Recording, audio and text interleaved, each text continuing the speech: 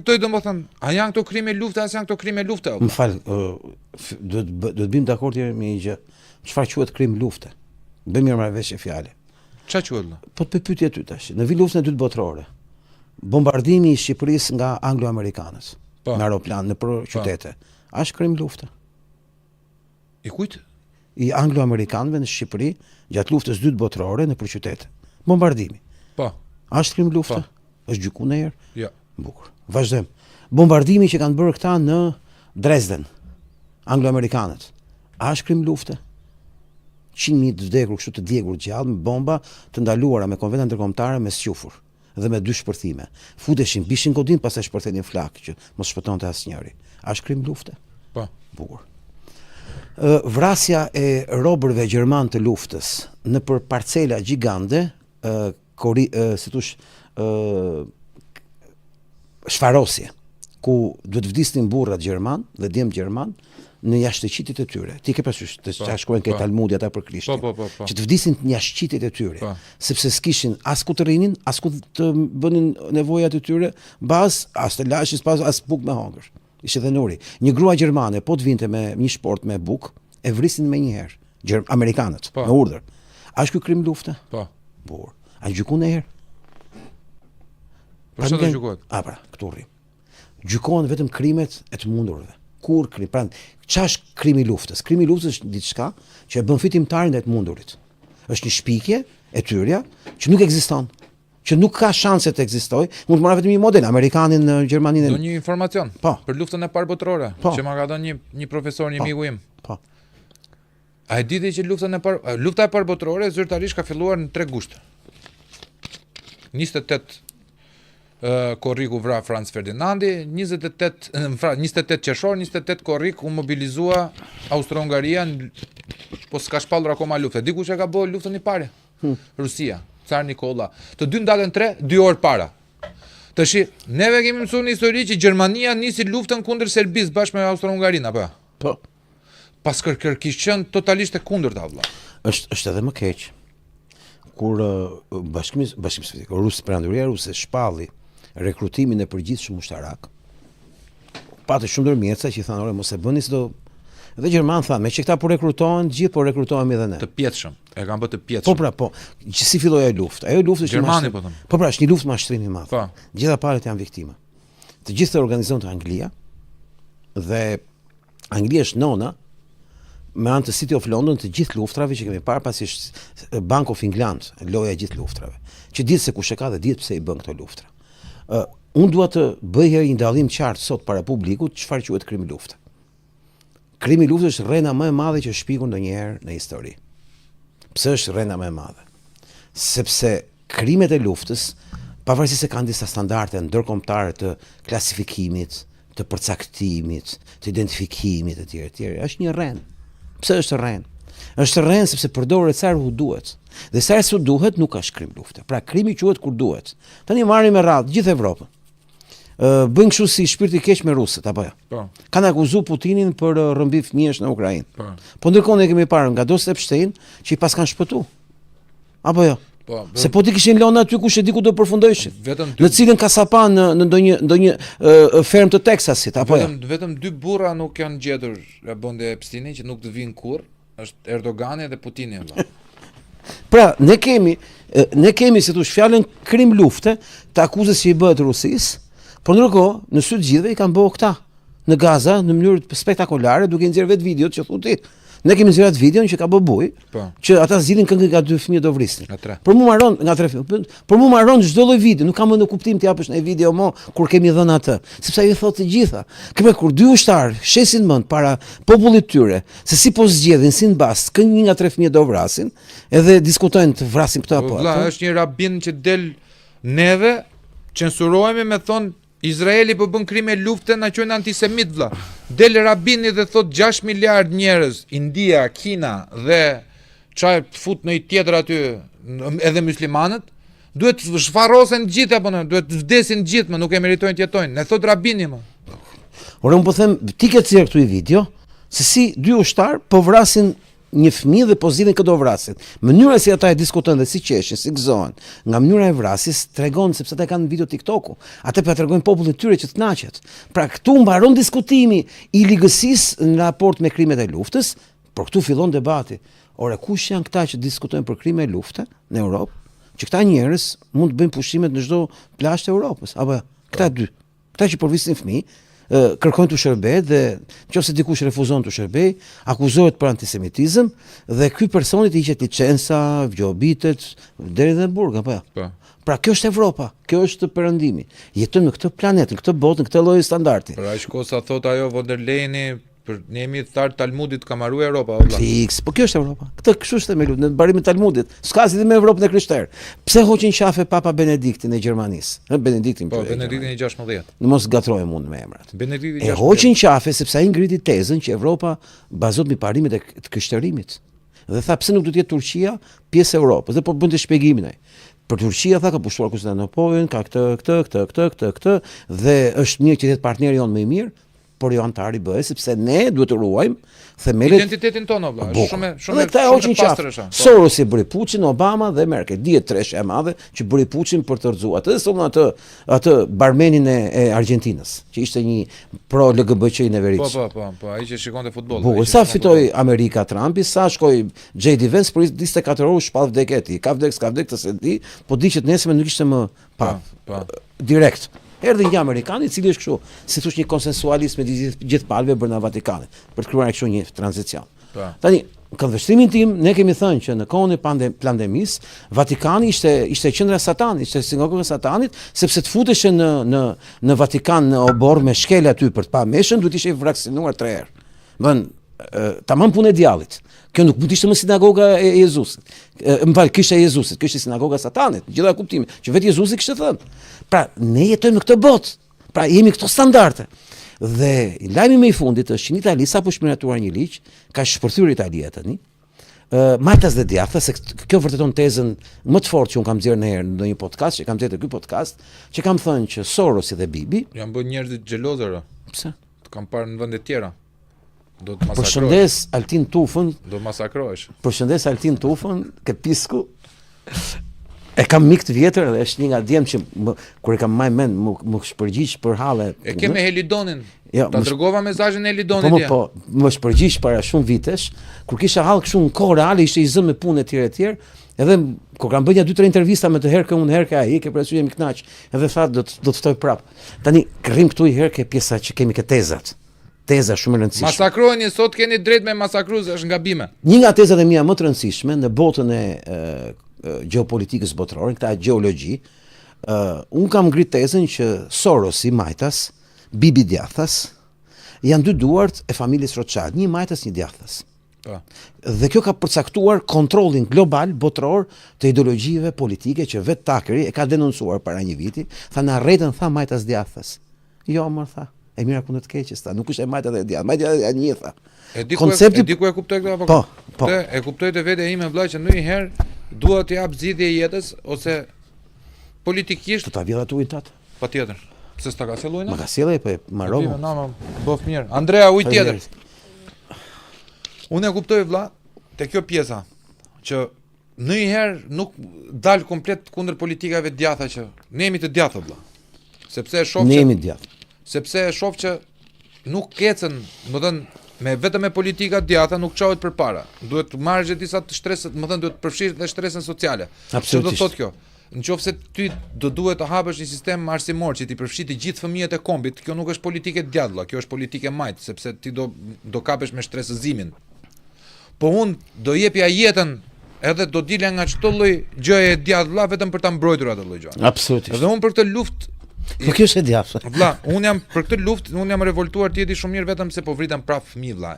20.000 në Gaza, në Iran, gjitha me radhë. I ke mbyll gjitha diskutimet që mund të bëjnë ty, njerëzit, që kur ke ngritur pyetjen dhe aty ke ngelur dhe aty duhet të ngelim gjithë, pse u vriteshin vrap këto gocat e vogla. Maron këtu është gjithë historia. Kush është armiku vlla? Absolutisht. Absolutisht. Po të kishte ndodhur vlla në Amerikë largo zot, sa unë nuk dua që të ndodhi. Se ndodhi atje, s'dua që të ndodhi atje, ta kuptojnë ata. Po të kishte ndodhur në Amerikë ose në Tel Aviv. Dishim ngrit gjithë, do kishim ngrit qerin. Do ishte bënë për botë vlla, këta terroristë, Sa dyqane do kishin furnizuar vetëm me qerin. E pra vlla. E kuptove ku e kisha. Pse bë diferencimi midis një fëmijë amerikan dhe një fëmijë afrikan? Fiks pra se ka një hipokrizi që vjen nga lufta e dytë botërore, që u shpik Nurembergu. Për të institucionalizuar që krime bën vetëm i munduri, nuk bën fitimtari. Ky ishte thelbi i Nurembergut. Dhe në Nuremberg u ndërtua institucioni i fitimtarit, duke përkufizuar fjalën krim kundër njerëzimit. Ne jemi akoma në 2026, ende s'kan filluar gjyqjet, madje kishin vrarë një nga dëshmitarët kundër Bill Gates. Po, e pash atë, e pash. Kishin vrarë një nga dëshmitarët. Në Holland bëhet një gjyq i famshëm për krime kundër njerëzimit kundër Bill Gates, kanë arrestuar avokatin, kanë arrestuar pra këto qeveritë demokratike, kupton se rrena e madhe, kupton ku jetojmë ne. Në momentin që ne kemi 6 vjet nga pandemia dhe ende nuk është hapur gjykata e Nurembergu 2.0, ti kupton që Nurembergu vetë si koncept është një mashtrim. Po që Bill Gates sot kishte marr aksidentalisht të drejtën për të modifikuar genetikisht dhe në mënyrë sintetike ushqimet në Amerikë. Mendoj që ka marrë përpara, po ne tash e marrin vesh. Tani kishte dalë lajmi, se po e kontrolloja. Unë do të doset Epstein, s'ka problem, ky prap vazhdon. Unë besoj që fitoria e Tuckerit në narrativën publike, në perspektivën që ti afrohet, do të jetë një temë interesante që kemi sot për debat, por përcakton pikërisht një nga thelbet e luftës reale në këtë botë dhe do diskutojmë me radhë se kemi kohë sot, ne kemi. Shqyr që jemi dhe e diel. Një nga gjërat më të rëndësishme që kemi në aspekt është e majta e djatha apo e mira dhe e keqja. Për mua është dritë kundër errësirë, ashtu ka qenë tërkohës vëlla. Kjo është teoria e Tuckerit. E majta dhe e djatha është idiotësia më e madhe që kam parë. Kjo është teoria e Tuckerit në fillim të gjysmës, në fund të gjysmës parë të vitit kaluar. Këtu ka filluar ajo çare e madhe, që korrespondon edhe me momentin që mbaron zgjedhjet në Shqipëri, do të thash tash jam njëri i lirë, nuk kam pse të kem kufi dhe do filloj lirinë time ta kem me pash. Unë besoj që pyetjet më të rëndësishme që shtrohen në këtë moment ka të bëjë me faktin të marrin vesh kush është ne e kush është ne, kush këtu e kush aty. Sepse ka një rrëmuj të madh dhe ka një konfuzion të madh kush janë palët. Ku është Trumpi gjithsesi? Trumpi tash është në krah Bibit Netanyahu. Ky është fakti. Kjo luftë është luftë e Bibit Netanyahu. Ky është fakti. Aty janë vrarë 168 vajza të vogla. Ky është fakti. Gjithë pyetjet janë kush ç'po bën çfarë? Apo unë besoj që kjo luftë është lufta e Izraelit. Asnjë dyshim. Edhe për mua. Por unë mendoj që përveç se është lufta e Izraelit, është dhe lufta e Amerikës. Ne do ta analizojmë këtë. Po, është lufta që ta marrin vesh edhe njerëzit që mos bëhet kështu kakofoni, është lufta e Amerikës kundër Kinës. Dhe mua më than tek oponenca, nga një ftuar i joni, thash pend mos e ngatro me Venezuelën. Për mua është, më thën, mota movla, unë nis Venezuela sepse po bënte kontratë me Kinën për rezervat e naftës, vajti aty po tregoi që këtu nuk hyn dot sepse është kriza kubane e raketave, kupton ti, nuk më vjen dot mua në territorin tim tot Amerikat, në vish në cjellesh marrësh rezervat e Venezuelës kur unë kam 200 kilometra në vija ajrore. Ti zguxon dot. Por tani Amerika shkon dhe ja prish Kinës edhe në kufirin e vet vëlla. Ora ka për të prish gjithanë emër dhe po ja prish gjithanë. Unë jam i sigurt që arsyeja pse Trumpi ka gjetur justifikimin për të bërë luftën e Izraelit ka qenë lufta e Amerikës, se ku arritëm. S'ka rëndësi, po ku arritëm. Arsyeja që Trumpi bëri luftën e Izraelit për justifikimi para amerikanëve ishte lufta e Amerikës, apo jo? Siç kanë qenë gjithmonë. Jo, në këtë rast është edhe më fort. Në këtë rast hapur po bën luftën e Izraelit, de jure me flamurin e Izraelit, ky është fakt publik, po ndërkohë po bën dhe luftën e Amerikës. Pyetja është, a do e bënte luftën e Amerikës, po të mos ishte lufta e Izraelit? Kjo është pyetja. Unë besoj që këto hipoteza nuk do ja mbante dot bytha avokat. Fiks. Se po ta them Izraeli i ka garantuar Trumpit atë që ndodhi para 2 ditësh në Kongres Amerikan, që njerëzit nuk e kanë trajtuar fare. Në Kongres Amerikan u kërkua të kufizoheshin kompetencat Trumpit në luftë. Dhe demokratët votuan po Trumpit. Cilët demokratë? Ata që kam thënë. 200 votat e pakut në Kongres. Pra, që të bënte Trumpi luftën me Iranin, i duhej një superfuqi e brendshme në Amerikë. Po është fitore si e pirës kjo mavo. Jo prit, po jemi larg fundit, prit. Jemi herë ke fillimi i luftës. Që Trumpi të guxonte ta bënte këtë luftë, i duhej një fuqi e brendshme në Amerikë që të kontrollonte Kongresin dhe Senatin, asnjë do ta lejonte. Nuk është puna e Tuckerit. Tucker është tjetër histori dhe ka shumë peshë të madhe për atë që quhet 2026-2028. Në perceptim publik Tuckeri e ka fituar mbi Për Trump. mua Tuckeri ka i vit që ka fituar betejën. Për mua, se unë jam me Tuckerin, Unë për shembull për kandidat të ardhshëm të Amerikës jam pro Tucker Carlson vlla. I bardh kristian në kryet Amerikës. Kaq që shumë e thjesht. J.D. Vance dhe Peter Thiel janë dora i pakut ta dorë më një. Kjo luftë përcaktoi fatin e J.D. Vance. Jo, ai u tregu që nuk është vlla. Trumpi e konsumoi atë. Ai u dogj. Trumpi e konsumoi. Ai u vet dogj vlla. E përdori aty ku duhet ta mante larg. Në moment që duhet ta mante larg e futi në tryezë, në moment që bënte operacionin. Pra e bëri bashkëfajtor.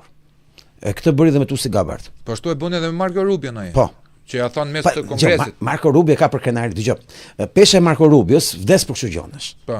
Maron, ke pra kur i thot Trumpi, ti je presidenti i Kubës, ti je përfaqësuesi i Amerikave, etj, këto lëra që bë Trumpi, ai maron, ai për atë punë është aty. Është tjetër gjë J.D. Vance, sepse do të ruhet për 2028. Tetën, po. Dhe Trumpi e konsumoi këtë herë, e mori në tryezë bashkë me Gabbard dhe i prezantoi në tavullin e luftës. Pra i bëri bashkëfajtor. Kjo i hapi terren të lirë Tuckerit apo jo?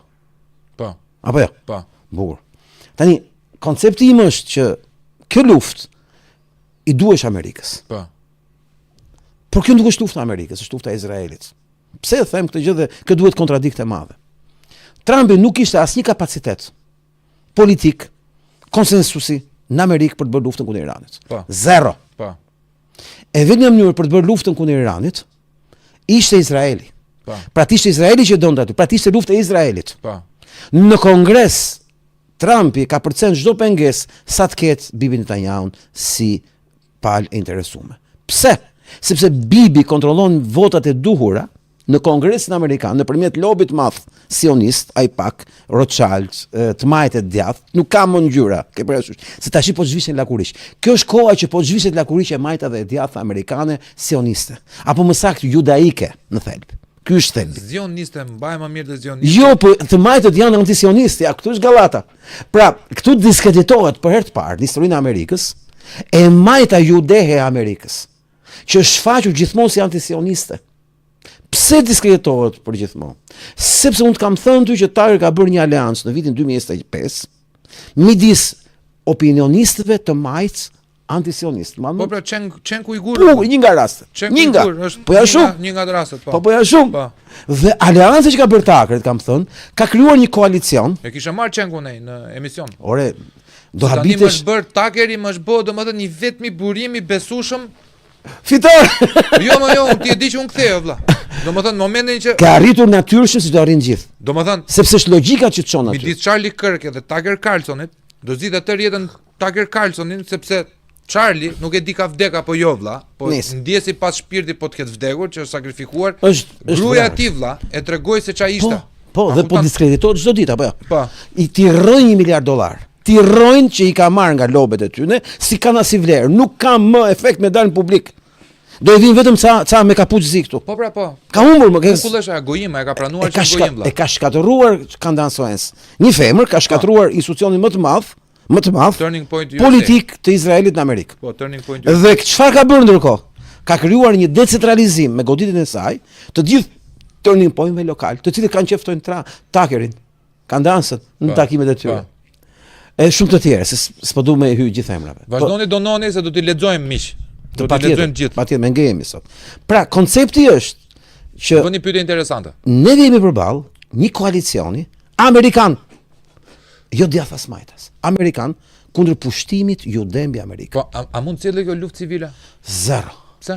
Sepse po ti shohësh palët. Domethënë ti mendon se AIPAC-u do ta lëj pa goditur Amerikën brenda? AIPAC-u është i kompleksuar në transparencë totale nga të gjithë kritikët e Amerikës ndaj tij. Ata sot një lëvizje të bëjnë kaq të vogël, ti do e shohësh i pari në lajme. Pra ka ndodhur një ndryshim i madh në Amerikë, që është krijuar një si thosh skanim me sentinele 24 orëshe në ditë të kontrollit tyre nga populli amerikan. BBC-a më në fund vllajëm, BBC-a më në fund kishte nxjerrë një lajm për vrasjen e një djali 14 vjeçar nga IDF-ja. Kishte 10 vjet BBC-a që nuk nxirrte vllaj, di e pash. Po ndryshon gjë. Domethënë, shikoja, edhe tek që bëjmë me çunat me ACTV-n me Amerikën, bëjmë një tema. Bëjmë tema gjeopolitike që ta kuptojnë njerëzit. Edhe ata që jetojnë në Amerikë më thonë, o gash, nuk janë vetëm ata lob këtu, o vlla. Amerika është konglomerat lobesh. Absolutisht për ndërrim. Tani fati jon i madh vlla. Fati jon i madh është të bashkohen të ato lobet e tjera, të lënë diferencimet, i zhdukin këtë lobin njën. Se ky është zhduket ai lob. Ky është lob kancerogjen o vlla. Nuk zhduket, ai thjesht duhet të regjistrohet ligjin fare. Ky është lufta. Por regjistron ligjin fare, e di si do kompleksoj gjithë politika amerikane, sepse çdo para, çdo dollar, çdo influencë tyre do trajtohet si influencë huaj. Pra nuk është Amerika first, është Izraeli first. Pra në momentin që ata shkojnë ke ligji fara, edhe mos me dash ti me qyt Izraeli first, ti quh ligji Izraeli first. Është njësoj si një lob shqiptar në Amerikë. Çdo veprim i tyre shfaqet si një veprim në favor të shqiptarëve në Amerikë që konsiderohet influencë huaj. Sido që të jetë. Pra fuqia e tyre që quhet influencë amerikane, nuk është influencë amerikane, është influencë. Tash Trumpi nuk mund ta bënte këtë luftë o shpend.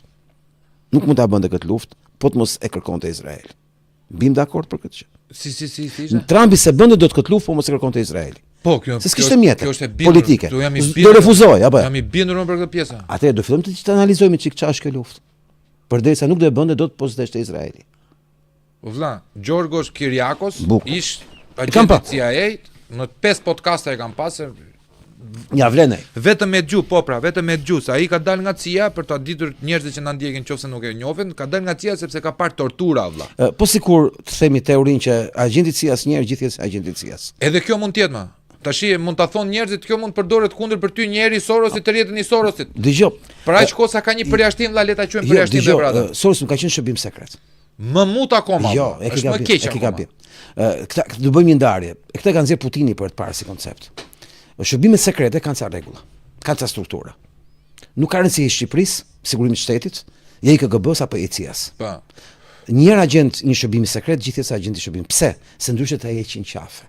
Ky është diferenca.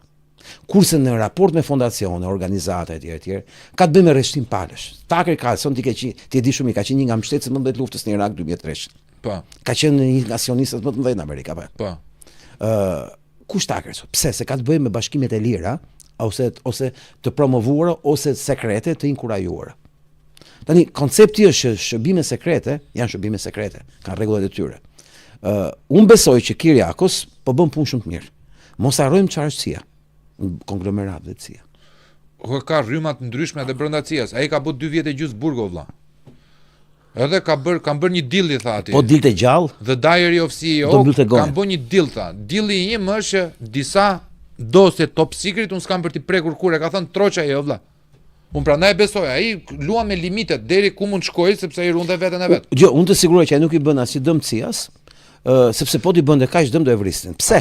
Ka rregulla shërbimet sekrete. Sepse ka nevojë. Është gjë e parë, ditën e parë, u regjistrove, marrove firmose, e je dakord që të vrasin. Ka nevojë edhe për pastrim CIA mrena vetes si nxjerr dha lloja gjetësh. Ore po CIA përbëhet nga një konglomerat i gjithë rrymave të mundshme. Majtas djathtas qendër pro kundër, po ai gjëja që kam mësuar më shumë jetë, dikush është gjëja që kam mësuar më shumë jetë me këta. Shërbëtorët e tyre më të bindur i urrejnë më shumë nga të gjithë. Sepse janë përçudnuar, janë shkelur me këta. Dhe unë jam i bindur që Beria me Stalinin më e ke rastin perfekt fare. Unë jam i bindur që Kyriakos do të dëgjuar me shumë vëmendje. Do të dëgjojë me shumë vëmendje. Pa harruar asnjëherë që këto janë mjete, instrumenta që ne si thosh të sqarohemi për disa gjëra të rëndësishme, sepse janë gjëra të rëndësishme për t'i ditur njerëzit për të ardhmen e tyre dhe të nesërmen, sidomos se me këdo bëhen, e këdo mbrojnë, e këdo inkurajojnë. Sepse këtu tash lufta e reale është ajo që ka shpjeguar filmi Spartaku i Stanley Kubrick. Ti shef Spartakusin, edhe romakët në fakt është rren. E vërteta bëhet në Senat, lufta midis dy palëve. Krasi, lufta është bërë te Krasi, kush e ka parë atë film, është e gjitha te Krasit, te stercat e Krasit që i ka përdorur Jul Cezari më vonë. Edhe ka qenë generali Pompeit Jul Cezari, po njerëzit nuk e din se si ka qenë para asaj. Se gjithë lufta bëhet në Senat, valla, siç po bëhet prapë në Senat lufta. Ky është leksion për shkencat politike çdo universitet. Kush e filmi Spartakus? Ky është leksioni Kubrick. Domethënë pak si ka vlla Spartaku na quaj kët dush ti, shiko kët duash, gjithë lufta politike bëhet aty. Edhe te Black House, te kjo. Kjo i përcakton perandorit. Si quhet kjo? House of Cards, e gjitha me radhë. Po ti shikosh ti, lufta më e madhe është tek ato dialogjet që bën ato në një zyrë të mbyllur me grila. Domethënë ka vajtur tjetri atje, po vriten, po hidhen nerë familje, njerëz, ushtarë, e gjitha me radhë, këta thonë jemi apo s'jemi me pikët, si kapet perceptimi publik, e gjitha me radhë. Një ujë vlla, lutem. Ujë sa më shumë Andrea. Domethënë ky zotëria Kyriakosi është njohur shumë i mirë i lindjes mesme. Perfekt. Dinte arabisht, kishte punu 15 vjet atje, e gjitha Si me ja radhë. pra mo? U divorcova tha nga gruaja, normale se 80% tanët janë me divorc ta. Nuk mund ta gënjesh dot të jetën dhe e kemi të ndaluar t'ia themi gruas ose do martohemi aty mrena, siç është martuar Kaçurelci, ai Po ta kam greku thonë tjetër. ty, një nga arsyet që të kuptosh një agent real shërbimesh është gruaja që ka në shtëpi. Nëse gruaja vet është aty, ai grua vet është shefi i tij ose është agent edhe ajo. Mr. and Mrs. Smith o vlla. Më fal, e kam nxjerr për herë të parë këtë teori me Lul Bashën, kur e kam denoncuar në 2017-ën. Po. Që gruaja e tij të shefja, e kam thonë, dhe ky nuk mund të ketë një njerëz që ta rrej gjithë ditës. Edhe nga kam pak të ja rekomandoj gjithëve filmin serial A Day of Concord. Ditët e Concordit, seriali sezoni 2. Është një super që ju të kuptoni pse një agent ka nevojë për një grua, me qemin 8 mars, për një grua e cila është pjesë e agjenturës, ndryshe ai do ta vrasë gruan e vet. Mos do të divorcohet. Dhe thoshte vlla, Kyriakosi. Trumpi ka qenë Mar-a-Lago. E ka marr Tel Avivi, zyrtar, po përmend emra se s'di kush e ka marrë, se mund të bëjnë spekulime kot tani, po dihet se kush raporton nga Tel Avivi dhe i ka thënë, ose do të dalësh në krah nesh, ose we are going to nuke Iran. E kanë kërcënuar me bombë atomike. Tani për mua vlla, Amerika ka hedhur bombat atomike, atëherë kur s'kishte njeri. Janë tregu dëgjuara Finoko vlla. Ata kishin armë më të mira, hodhën në Japoni dhe pse specifikisht në Japoni, sepse janë popull që nuk dorëzohen në botë, vetëm me bomba atomike mund dorëzoheshin ata.